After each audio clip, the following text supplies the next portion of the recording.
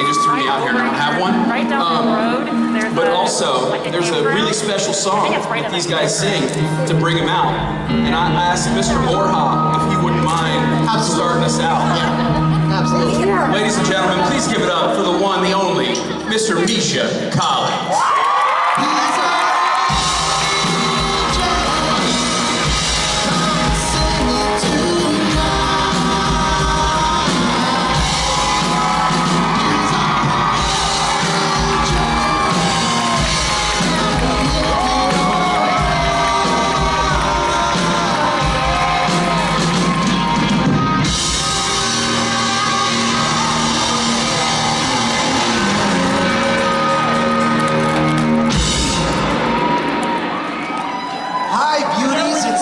To see so many people out and about. Hi!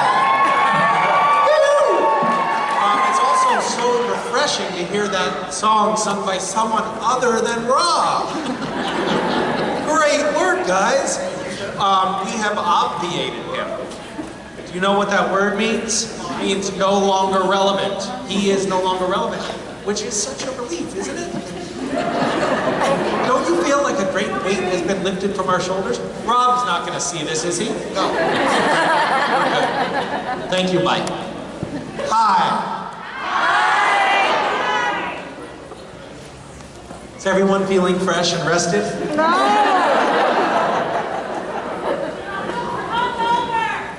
Hungover? Yeah. That's not what I was talking about. I was talking about the emergency alert that woke us all up at 3 o'clock in the morning. Like, oh, right, that. Oh, I slept through that. I'm fucking hammered.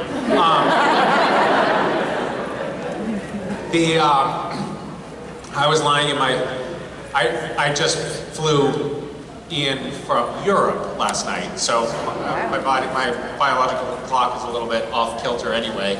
And then that alarm wasn't as soothing as you might expect. And the alert of like, get into the basement, tornado warning. In my hotel, there was no announcement from the hotel itself. Not either. No, not here? Nope. That's because they didn't care about you. So yeah. Oh, so what? So you didn't hide in the basement, huh? You did?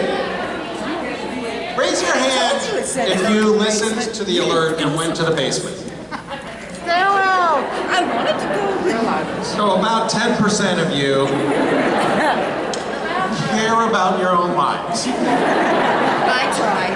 Your fault. 90% I'm too drunk, I want to stay in bed. I had this like, I was like, oh, I'm gonna get sucked out the window.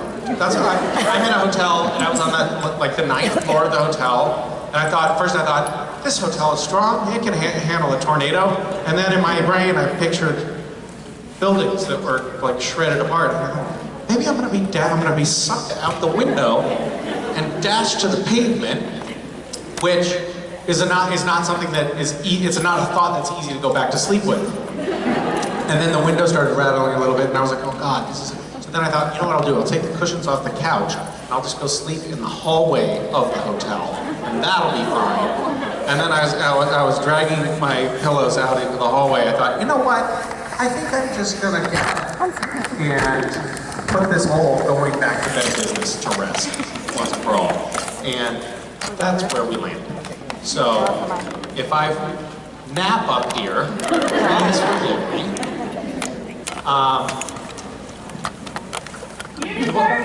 Deserve a nap? Yes. Oh,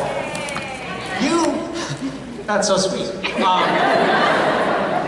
For some people, it's like, you deserve this gold statue, and for Misha, you deserve a nap.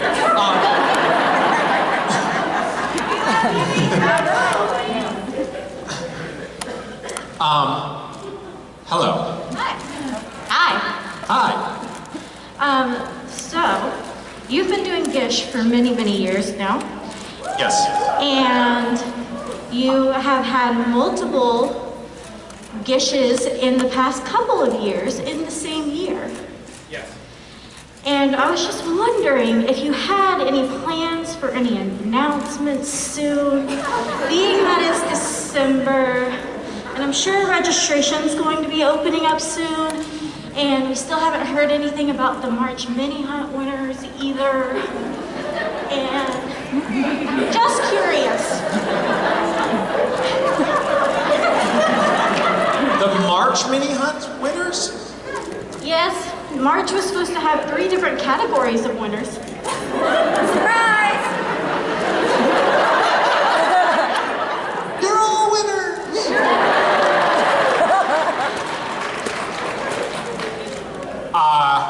I'll get on that. Oops. We are, yep. The Stacey Abrams winners, yes, no idea what you're talking about. Great. I will get on all of these things. Thank you for the gentle reminder. Thank you for being so civil about it too. There were no profanities out of you just now. No, we're just curious. Yeah. It just, you know, it's about that time of year where things normally happen, and so we hadn't heard anything. We're wondering. Yeah. Okay, well, I will see if I can, I'm gonna make a phone call, not right now, but soon, and I will endeavor to make some announcements in the next few days. I think I can promise you that. Okay. I do know that we'll, yes. Okay. Thanks. Hi. Hi Misha, my name is Jim. Hi, Jim. A few years ago, my wife asked you this question at a Vegas convention, so I just want to see if your answer's changed at all. Oh, this is the integrity check. So, as a celebrity, what did you say that you would never do, but you find yourself that you're doing now? And she asked me that question, and I had an answer for it, huh? Yep, you did. I remember this very clearly.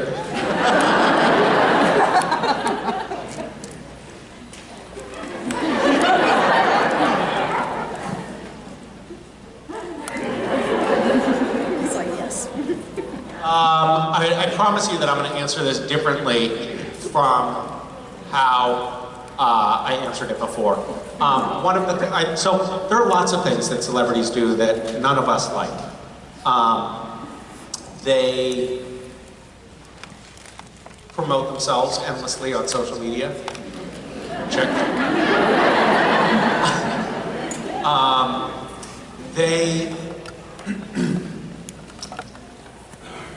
One of the things that I really don't like seeing in celebrities is entitlement. Like, basically that attitude of, do you know who do you realize who I am kind of thing? And shortly after I started being recognized on Supernatural and started feeling a little bit full of myself and a little bit famous, a driver at a convention in London basically was like, treated me like I was just a regular passenger. And tried to drop me off at the front entrance of this major Comic-Con with all these people walking in. And I said, do you know who I am? And I realized, oh my God, I just became, like, pretty much overnight, the asshole that I never wanted to be. I've gotten better about entitlement, but it's still, can kind of creep in sometimes. You have to be careful. I know that these are not the answers that I gave before.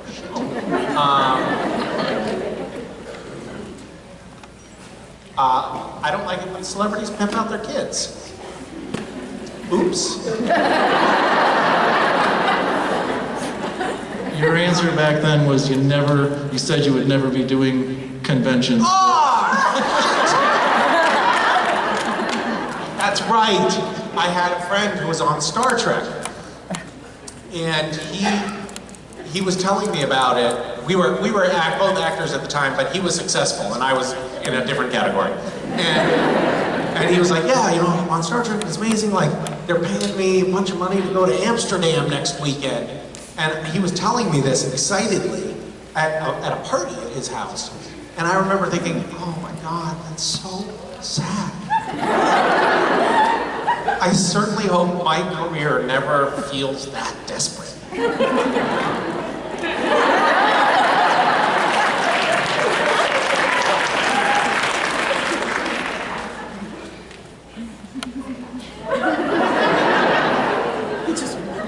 Thanks for bringing that up.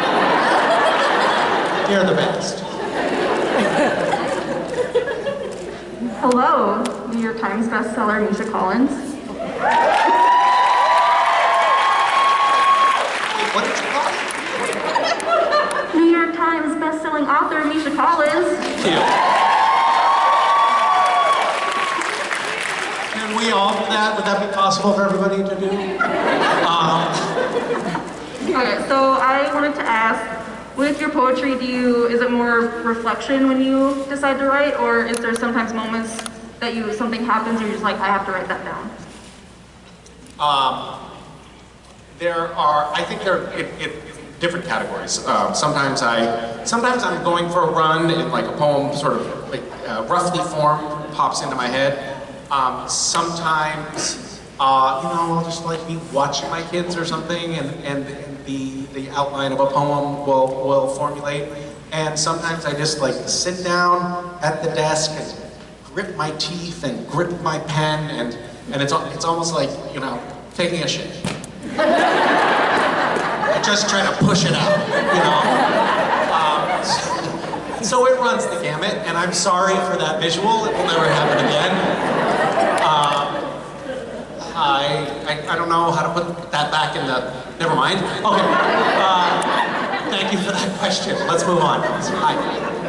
Hi, Misha. My name is Alicia. Hi, Alicia. Can you do me a quick favor? A friend of mine, April, was here earlier, but she unfortunately had to leave with her 3 kids.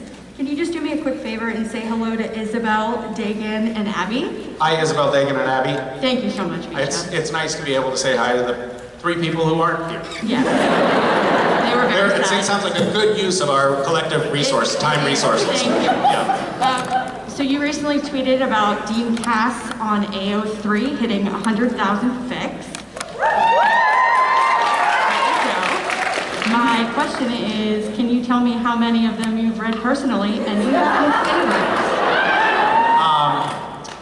Well, I mean, how many have I read, or how many have I written? Because technically, when you write it, you kind of read it too, as you go. Nobody ever believes my answer to this question, so I think it's another waste of everyone's time. I'm good at that. What was it called? Live Journal. When I first got on Supernatural, I was just trying to figure out when they were going to kill me off. And so I would go online to look at like people's response to the episode that just aired. This is in season 4. And at the time, I didn't even have a Twitter account.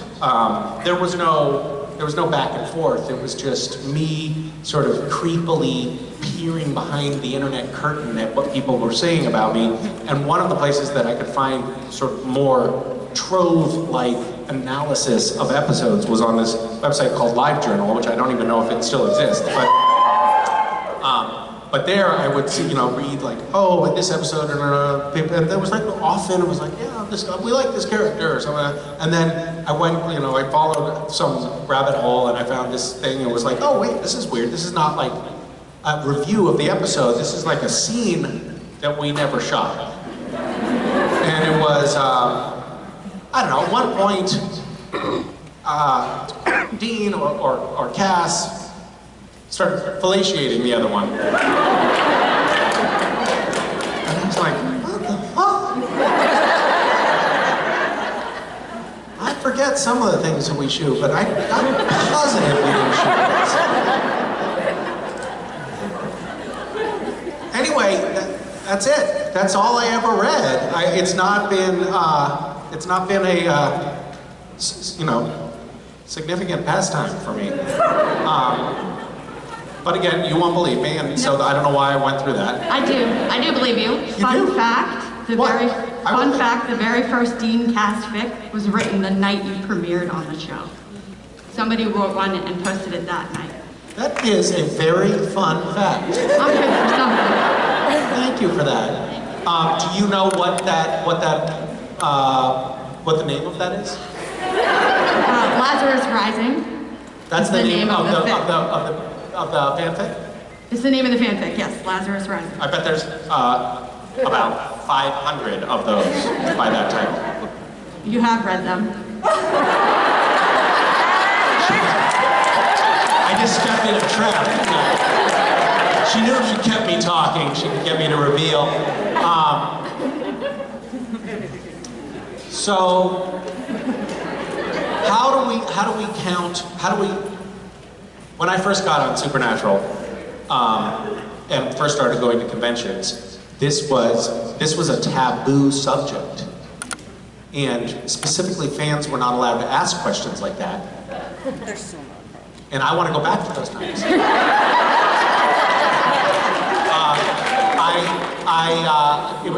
It was interesting that it was taboo, and now we're all like, it is what it is, and it's also kind of amazing to think that there are 100,000 of these works of fiction out there. 100,000 is a large number with a lot of words and a lot of people hours went into that. And most of them have been read by other people, which represents additional time. I wonder how many there are that are titled Lazarus Rising. Could you answer that question? No. Okay. Sorry. How do they count them, even? Like, they're all They're tagged. hashtagged or something? They're tagged as characters and pairings and relationships, so you can sort by that, and it counts how many. So it's probably more than 100,000 because there's probably some missed tagged ones. There's probably 1 million. So sloppy. It's a free website, give it.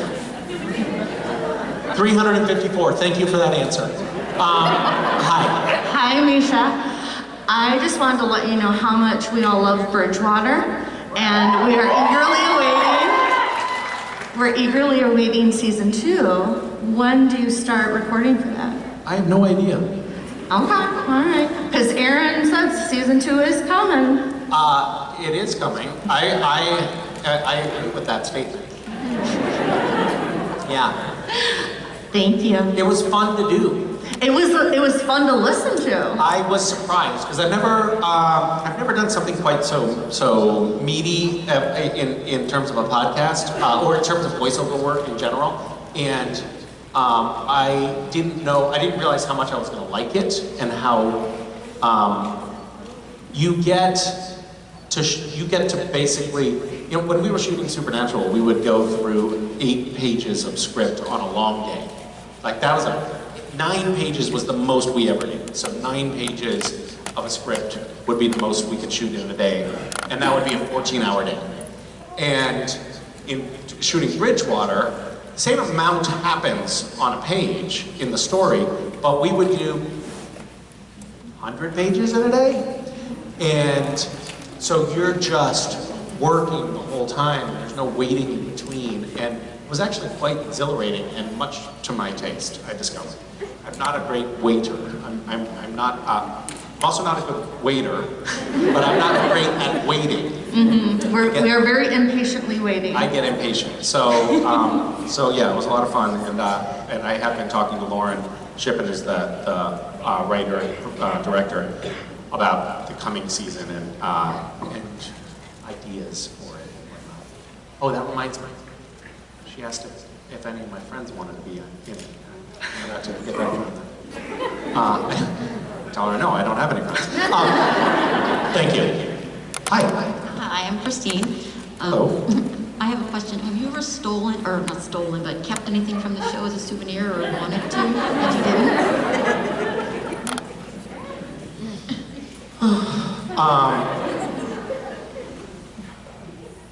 I have a long history of stealing things.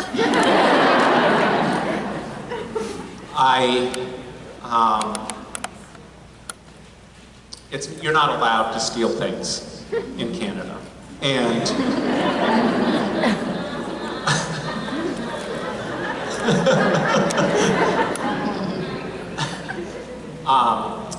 At the end of the show, at the end of the series, we were all, you know what, I was planning to drive up with a moving truck, but COVID had hit by the time the final episode was being shot, and I wasn't allowed in the country.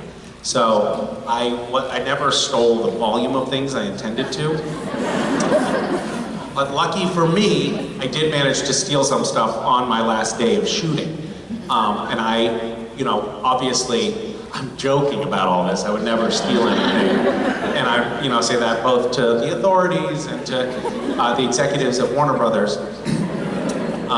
But I have a bunch of trench coats, Angel Blade, some of the books, what are they called? Supernatural, that Chuck wrote. I have some mugs. I have another weapon. I can't remember what it is. Maybe it's do I have I think I might have the demon killing knife. I have a bunch of things. Of course, I'm joking, but I have them in a box. I have pieces of a stunt Impala, several of them. Not really, obviously. But I have a bunch of stuff. I'm joking.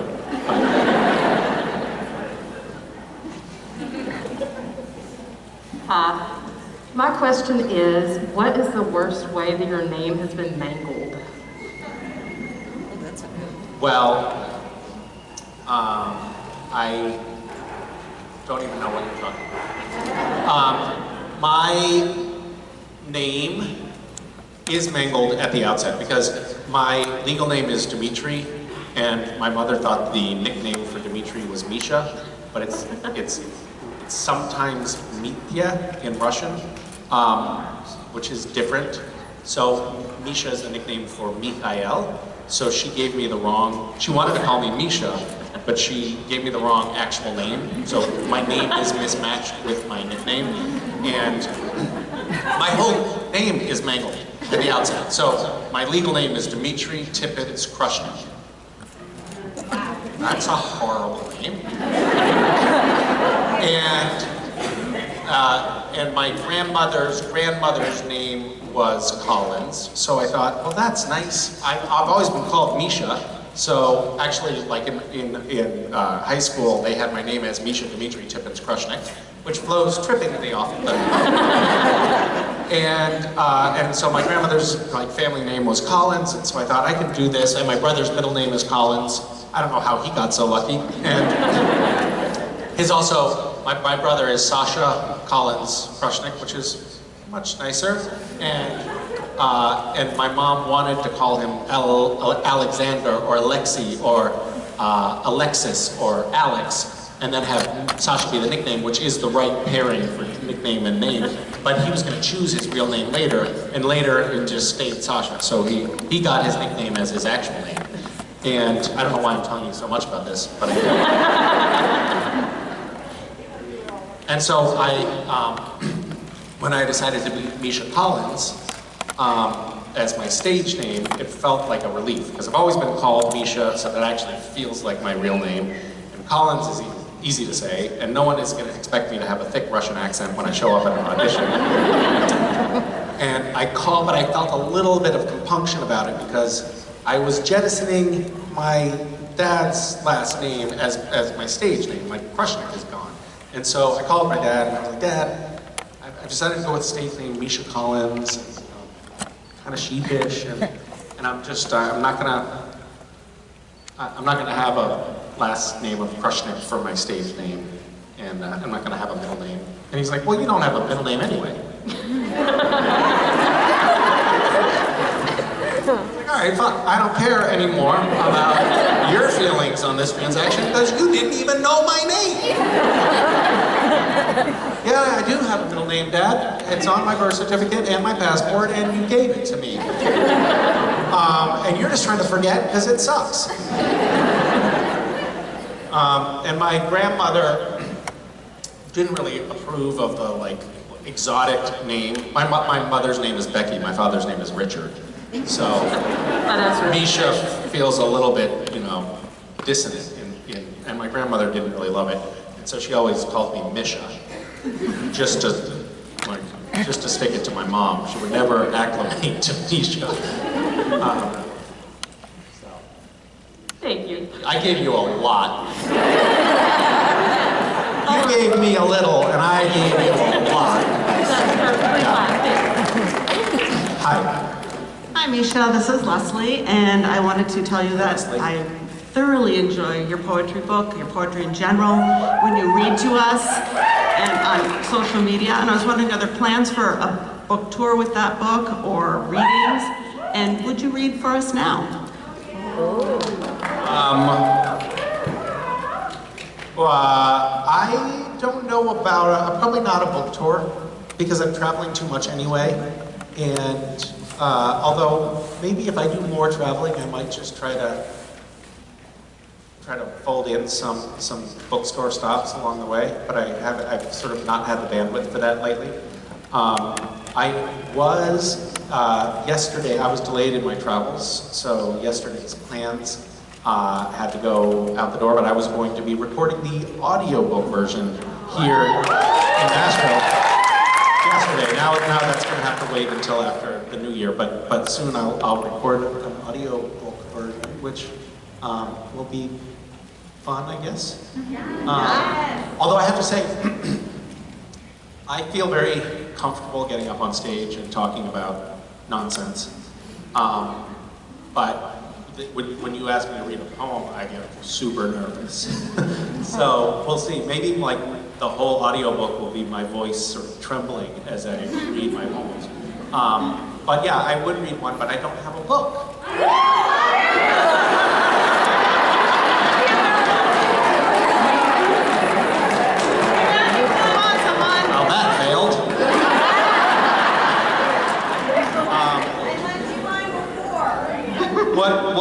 What poem should I read?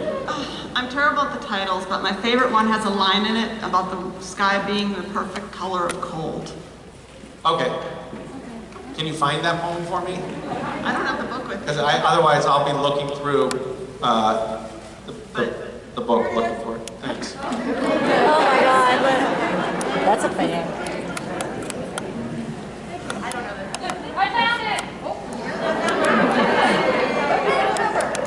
What page is it on? 33. I think he's talking about fallback. Yeah. Thank you for picking a short one. Fall back. It's the first cold rain of late fall, and for the first time, I turn on my apartment's fireplace. The smell of summer's dust is burning off. My landlord says he can't find a light bulb that fits this room's lamp. The clouds out the small window and the sound of rain running down the glass, along with the fire, could add up to autumn coziness. But in this nest, there is no you, so all I see is damp and dark today. Thank you. Thank you, Misha. Thank you. Hi, Misha. My name is Leah. Hi, Leah. And I wanted to ask you, for your PBS show Roadfood, you traveled to Detroit, which is actually where I'm from. So I wanted to know what you liked most about Detroit and about some other places you really enjoyed traveling to. Detroit was an interesting stop for me because I don't know if you're aware of kind of like outsiders' perception of Detroit, but from afar, it is just kind of in my brain, it's kind of cemented as the epitome of urban blight and desolate and crumbling and scary. All of those things. I remember after the financial crisis, in particular, when like houses in Detroit were selling for $5,000 a piece, and vacant lots were everywhere, and so I went with, I guess, that preconception, and in a sense, it's true. Like there are parts of Detroit. Detroit, for those of you who don't know, had a population of about 2 million at one point, and its population now is 60% of that, not mistaken. It's like 700 and something thousand, I think. Sure. So more than half the population from its peak is gone now. And what that means is there are a lot of vacant lots now. There are places, a lot of places where there were houses, and those houses have been demolished because no one was living there. And yet it's all laid out. That was all city streets. You know, it was all, you know, neighborhoods that were packed full of houses. So it's this kind of interesting, and this is not everywhere in Detroit, but there are stretches where it's kind of this interesting thing where it's like, it's the grid of city streets, but it kind of looks like farmland. And pausing there and walking around and meeting people who are on the vanguard of this movement of urban farming was really cool, because you were getting to see the resurrection of a new version of urban living that has agriculture integrated into the city in a way that you don't have anywhere else, because it's been too crowded out. Like, agrarian activities have been crowded out. So I actually found it to be really hopeful, and gave me a renewed sense of like optimism and rebirth, and was definitely an interesting lesson in resiliency, because it's clear that the entire city has dealt with the collapse of the auto industry. I mean, not the collapse of the industry, but the loss of the manufacturing jobs in that area, and is now reinventing itself in a really interesting way. So I found it illuminating and interesting. What is your take on Detroit?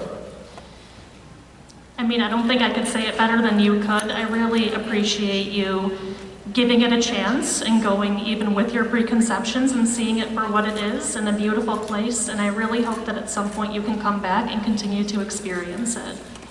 Do you work for the Detroit Tourism Board? Maybe you could get me in there. Well, thank you. Thank you. Hi. Hi, Misha. So I love the Sam and Castiel relationship and how they are so supportive and understanding of each other, but then they also have this strange hobby where they enjoy poking around in Sam's body and nearly killing him. So Peace of Mind is one of my favorite episodes. Sometimes I forget how absurd our show is. Yeah, I don't know if you remember, we call it the soul fisting scene, where he like puts his arm in the cast. Sadly, there is probably not a more apt description. But I was going to ask, Peace of Mind is one of my favorite episodes because they're so chaotic in it. And I was wondering if there was any improv that you did. Yeah, what are you talking about? The one where Sam starts to not remember who he is, and he calls Castiel the milkman, and he wants to do the martinis. The one where we were kind of like on our mission on our own? Yeah, you're off together, and Jared does a lot of, he goes like, rawr. And you're like, oh no. There is a lengthy blooper outtake from that episode. No, you don't know. That Phil Segrisha, he was like, he told post-production, like, print that. I want that printed, because there's some hilarious shit in there. It was 10 minutes straight of real serious antics. And then he called them the next morning and said, no, you know what, don't print that. Don't save that footage, delete that. What happened there, don't save it. Which was smart of him. It was very inappropriate. Very inappropriate what happened. We want it. I know you want it, but you're not getting it because it was deleted. But cool. It was fun. We had a lot of fun.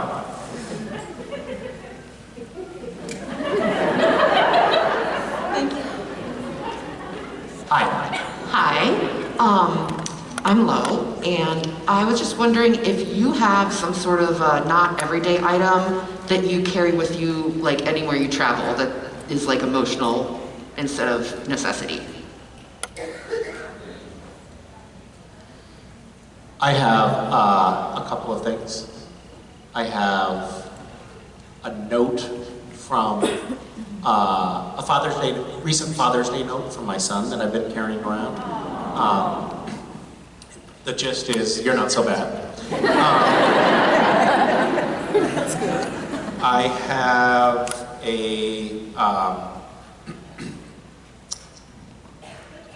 have a bell that is from a Harley Davidson that I guess is a very, like, amongst Harley riders, a very what's it called? Guardian Bell. And I've been carrying that in my bag for a year and a half now, and it feels like it is a token that protects me. Yeah, there you go. That's all I have. I also carry my keys with me. And I don't know what that's about. Maybe it's just a desire to get back into my home.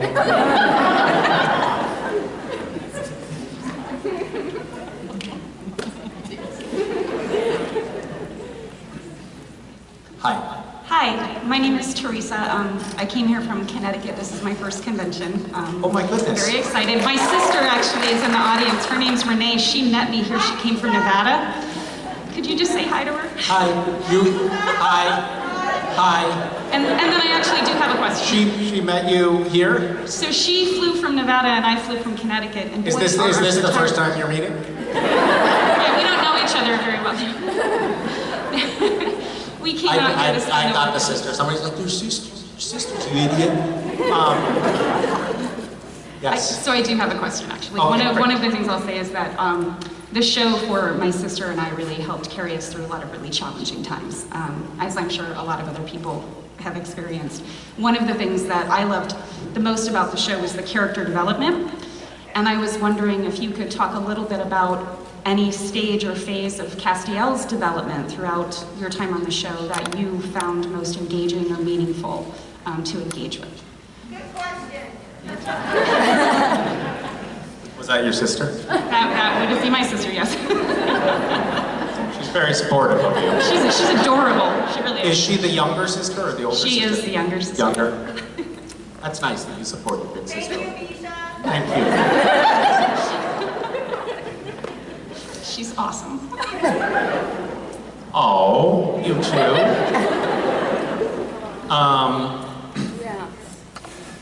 I think that the development of the character over time was kind of interesting. I mean, there was the very beginning where I was trying to, I don't know, figure out. First of all, I didn't know what Supernatural was. I had just seen posters on bus stations of these two guys going. Next, like modern Dukes of Hazzard. I didn't know. I had no idea what it was, and I was like, oh, and I'm an angel, okay. And I thought I would be kind of like angel-like, spooky. And so we shot the first scene, and then Kim Manners, who was the producer and director, that was the last episode that he directed. We came back the next morning having shot the scene, and he said, we're gonna reshoot some stuff. And this time try not to be so spooky. So that was the first nudge of character direction that I got. Like, okay, so apparently it looked like I was in a different TV show from the other characters, which I think, of course, as you know, having seen it, continued to play out over the years. But I got another note from Phil Segresha. I said, you know, I was this sort of like eager young actor, and I was not young, I was middle-aged already, but I said, I'm trying to, you know, do you have any tips for me on the character? And he said, well, you know, Castiel has been for thousands of years not around humans, so now he's interacting with them for the first time, and it's like there are these alien creatures that he's observing and trying to figure out and doesn't quite know how to interact with them, which that was a very helpful and informative piece of direction. And having gotten that nugget from him, the next director that I worked with was Bob Singer, and I said, Bob, do you have any tips for me about how I could better navigate this character? And he said, oh, you're not going to be one of those actors, are you? Okay, I'll figure it out on my own. And over time, another interesting thing about the evolution of the character was, just for me as an actor, was that it took 12 years. And over time, all of these different things would happen to Castiel, and he would just change. He was human for a while, and that gave him a certain empathetic understanding of human beings that made him a little bit less of a fish out of water. And it was an interesting exercise for me, because that wasn't necessarily a conscious choice. It wasn't like, well, I have to remember that he was human, so now when I portray the character, I will do so in a manner more to the liking of these humans. It was just, the character was kind of automatically changing over time. And then I think the most salient feature of the evolution of Castiel over time, this is a supernatural being that has inhabited a human vessel and presumably preserves it, in that state. But of course, the vessel deteriorated over 12 years. He went from being able to run an ultramarathon to having 2 hip replacements. The pants got tighter over the evolution of the character. Thank you. Yeah, you're welcome.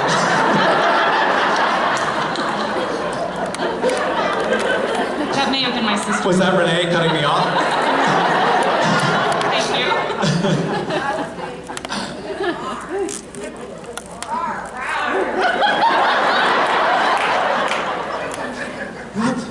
It's a strange audience today, isn't it? Hello. Hi, my name's Malia, and this is my first con. Wait, say your name again? Malia. Hi, Malia. Hi. Hi. So first, welcome to your first convention. How is it for you? Is it sort of scary? Sort of, but it's more fun than scary. Oh, that's good. Is this your first question at the microphone to one of us performers on the stage? It is. How's that going for you? Nerve-wracking, but exciting. It's what? Nerve-wracking. Yeah, I can imagine. So first, I just want to thank you for all that you've done both on and off the show. Thank you. That's, by the way, excellent etiquette. She's a first-timer, but starting off the question with a compliment is very good form. Something some of you old-timers should maybe take a page from. But my question was, if you could have spent any more time with any character on the show, who would it be and why? Do you mean like characters that I played or characters that other people played? Characters that other people have played. Oh, no, I wouldn't be so interested in that.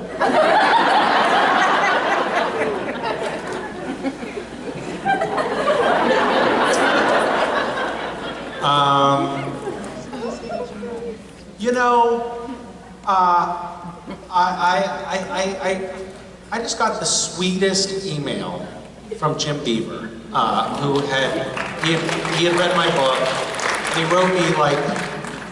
he wrote me an essay, basically, in response, and it was so lovely.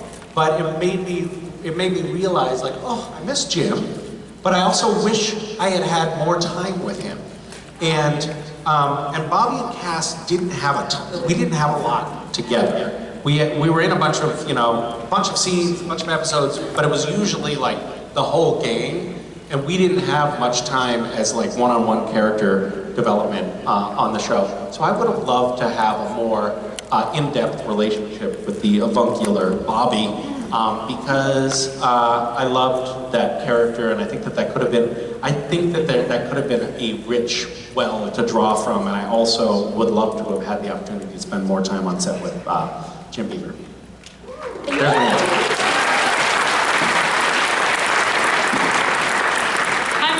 Hi. Hi, I'm Michelle.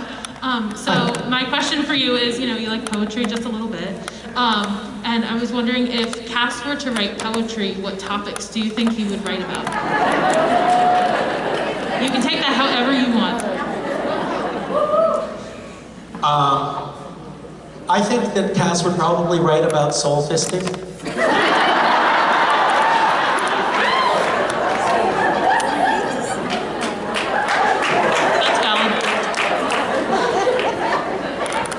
And he would awkwardly try to write in rhyme. Yeah. And it would make all the other angels cringe. You're kind of like, I can't see you that well, but from your posture, it almost feels like you're waiting for me to recite Cass's rhyming poem about soul fisting, and that is not forthcoming, just so you know. I had a slight follow-up question, and that was, what do you think Dean's reaction would be if he were to find that poetry? It wouldn't be good. His reaction would be to go to Sam and be like, dude, I think we have to get this guy out of the bunker. You should see the shit he's writing in his room. It's gross. Thank you. Yeah.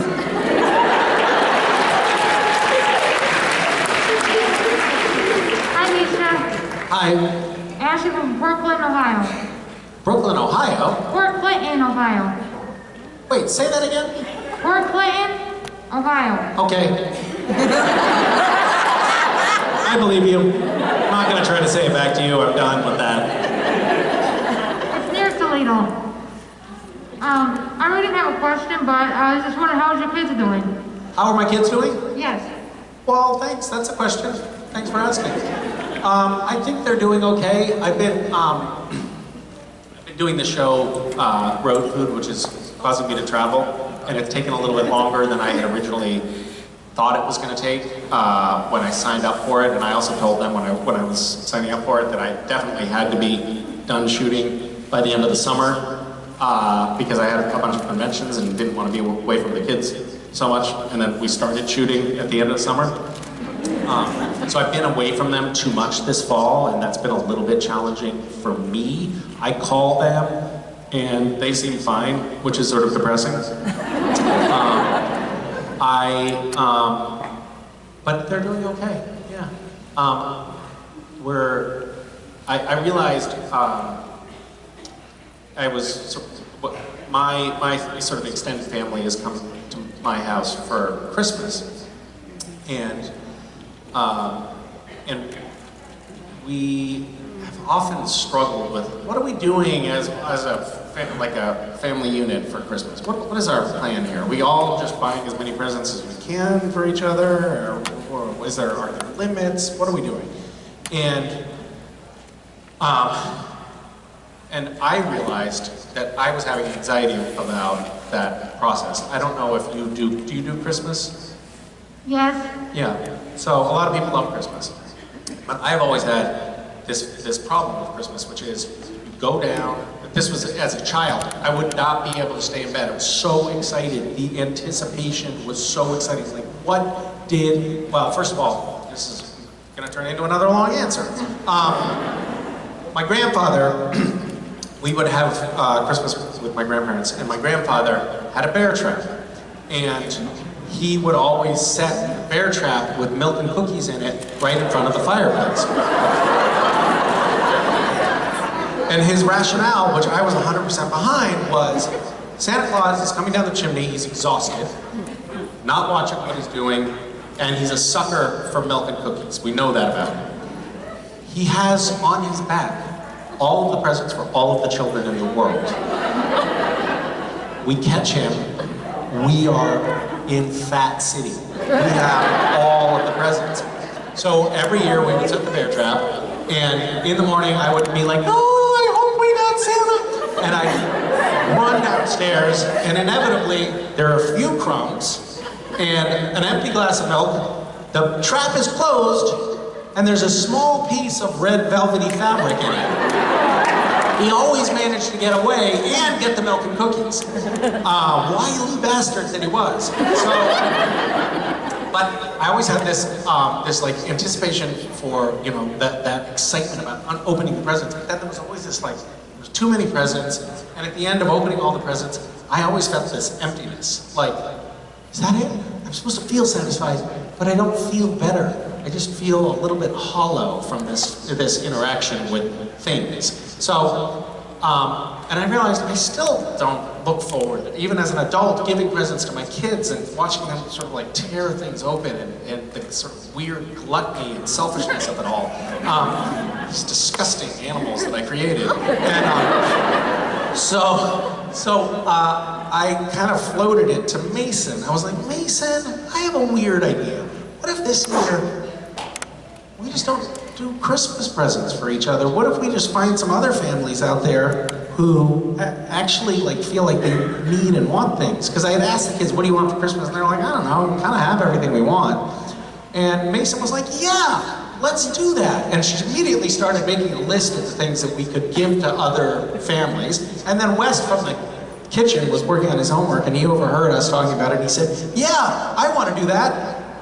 West then described having the exact same emotional roller coaster as I did as a child, like feeling hollow at the end of Christmas morning. So I think we're skipping giving each other gifts this year, and I think we're all excited about that prospect. And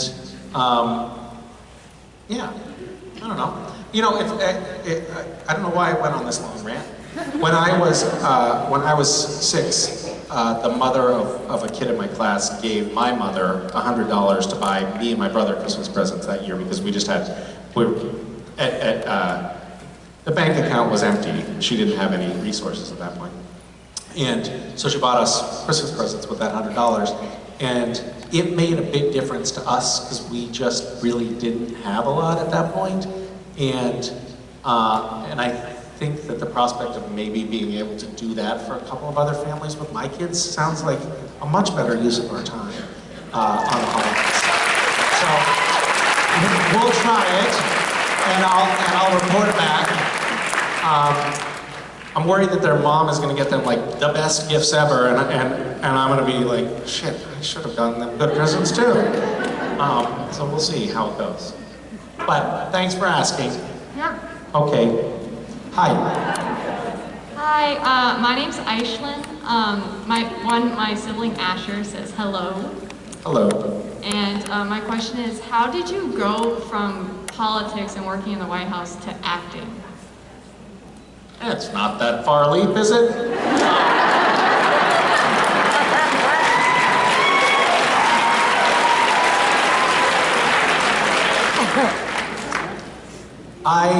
I thought I wanted to go into politics from a fairly young age for some reason. I just, my mother and father were both very politically active and talked about politics a lot and sort of got me in a mindset of political activism.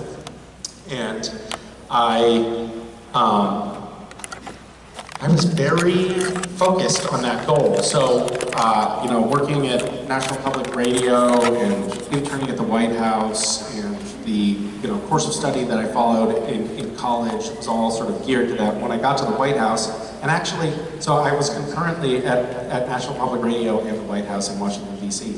And both of those experiences kind of turned me off on the whole process. So I thought that I was going to like go to law school, work my way up in the political arena realm, and find my way somehow. And when I was in the White House, everyone was just so, I thought it was going to be the best and the brightest minds under one roof.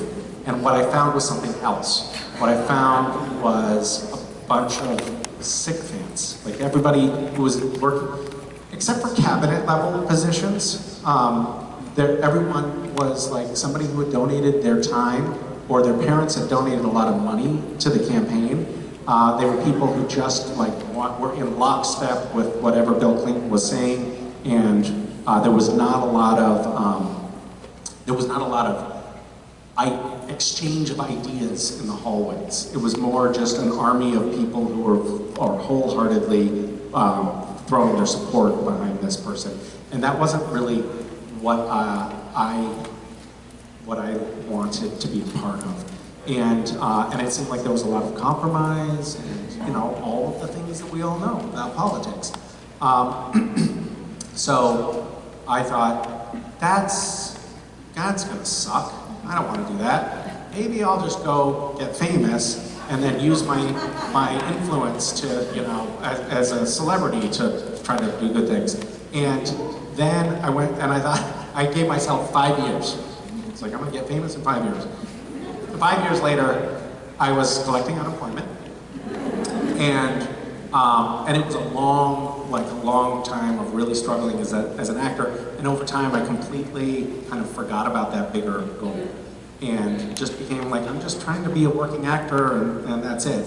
And then when I got on Supernatural, and I saw this fandom and the engagement and the passion and the community, and saw that they would interact with me when I tried to interact with them, I was like, wait, maybe we can do some small things together. And it kind of got me back into the mindset of trying to you know, galvanize this strange role on a CW TV show into, you know, doing something of some benefit.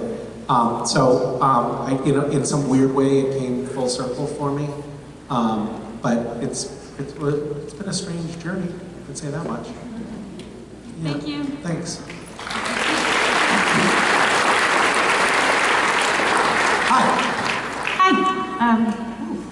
Hi, my name is Krisha. Hi.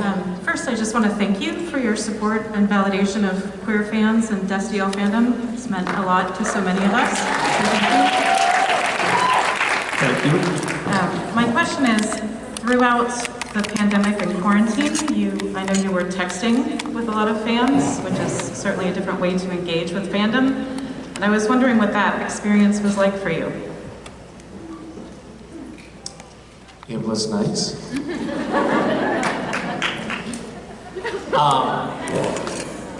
I mean, you know, it's funny, isn't it interesting how like the different modes of communication have such different weight, right? Like texting is so personal, even though you can DM someone on Twitter, and that's also technically the same thing, really, but they all have, everything has different, each social media platform has different qualities, and texting is its own sort of animal. I don't know, it's interesting. I like to, speaking of like the things that you do as a celebrity that you are ashamed of, one of the things that I'm interested in is like not just following whatever template that everybody sets. It's really interesting as you step into the role of actor and fan. There's a template that is codified in our social structure that we all are kind of aware of without even knowing it. Like there's a certain way that we're expected to behave in that relationship. And I've always been interested in like, what if we just did something different, didn't engage in that way? And so for me, like being able to text with people directly is a great example of like, well, let's just do something different and see how that goes. And at the same time, I have to be careful to like keep some boundaries up and let people know that I don't actually know them that well, and we're not actually best friends, and that it's sometimes hard to convey to people, especially for me, who's like, I want to please everybody, and I want to be nice to everybody, and then they're like, but this is actually also technically a parasocial dynamic. It's not totally, you know, a close friendship, and we have to, you know, remember that. So it's an interesting like exercise for me of bridging those two dichotomous impulses of like, on the one hand protecting myself, and on the other hand being open, you know. Even like writing a book that's personal is a little bit of that same tension. I'm kind of exposing myself, but I also didn't include all of my poems for a reason, you know. Yeah. Thanks.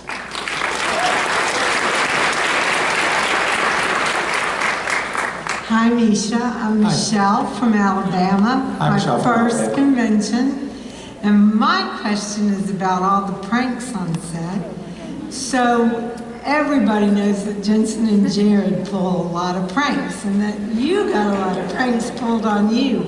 But my question is, did you prank anybody? And what, if you did, what was your favorite prank? That's a great question. Thank you for asking it. I did some pranking of my own. There was a period of a couple of years on Supernatural where we were kind of in this, let's call it what it was, a war. And it was escalating, and it was terrifying. And I think we all realized, like, one of us, somebody's gonna die if we keep this up. There was one exchange where I parked my car next to Jared's car, and I just parked in such a way that he couldn't open the driver's side door. It was just so close he couldn't open the driver's side door. And I thought, haha, that's funny. And then we were on location downtown Vancouver, and later on that night I noticed that I had 2 flat tires. And so I called a tow truck to have Jared's car towed away. And the tow truck unfortunately arrived just as Jared was coming out of his trailer, and that poor guy, he really got an earful from Jared. And he was just doing what he was told. And then Jared told me later that he thought, God, I wonder if I could take that tow truck and just drive it into Misha's car. I make a lot of money, I could afford that. And, but that unfortunately was the kind of mindset that we were locked in at that phase. I remember, like, when I was directing Jared and Jensen, they took out a spiral notebook and they wrote down all of the things that they were gonna do to me. And it was like, they planned it for weeks. And then the crew members would come up to me and they'd be like, hey Misha, when you're directing, just don't leave the keys to your apartment anywhere, okay? I was like, what? Yeah, just maybe let the people know in the building not to let anybody up in your room under any circumstances, okay? Okay, well that strikes fear into my heart. So we had a long running, there was a point at which I thought, oh, because we have these big dumpsters, they're called 40-yard dumpsters, these big dumpsters where the set building construction crews can dump all of their like construction waste. They're big dumpsters, big enough for Jared's car. And we have forklifts, and there was a point at which I was pretty close to putting his car in the dumpster with a forklift. So mercifully we never got to that point, or haven't yet. Could happen. It could happen, Jared. Thank you. Thank you. Hi. Good.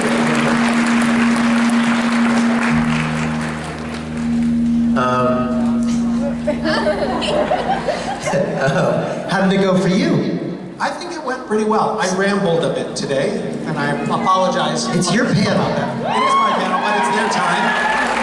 Yeah, that's true. And they'll never get that back.